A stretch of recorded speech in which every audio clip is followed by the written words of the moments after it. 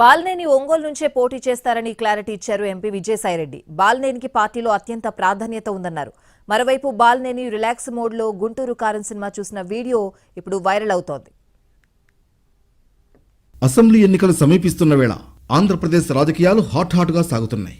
Assembly, parliament అభ్యర్థుల ఎంపికలో YCP నిమగ్నమైంది. Ticket కోసం ముఖ్యమంత్రి జగన్ చుట్టూ నేతలు చక్కర్లు కొడుతున్నారు. తమకు అసెంబ్లీ టికెట్ ఇవ్వాలని పదే విజ్ఞప్తులు చేస్తున్నారు. అయితే ఈ కసరత్తులో భాగమైన బాలినేని నిన్న రిలాక్స్ అయ్యారు. విజయవాడలో మహేష్ బాబు నటించిన గుంటూరు కారం సినిమాకు వెళ్లారు. బాలినేని శ్రీనివాసరెడ్డికి పార్టీలో ఎలాంటి సమస్య లేదని, ఆయన అత్యంత విలువైన నాయకుడని YSRCP MP, party regional coordinator Vijayasai Reddy అన్నారు. బాలినేని ప్రాధాన్యం తగ్గదని, ఆయన స్థానం ఆయనకుంటుందని విజయసాయిరెడ్డి స్పష్టం చేశారు. బాలినేని వాసన్న ఒంగోలు అసెంబ్లీకి పోటీ చేస్తారు.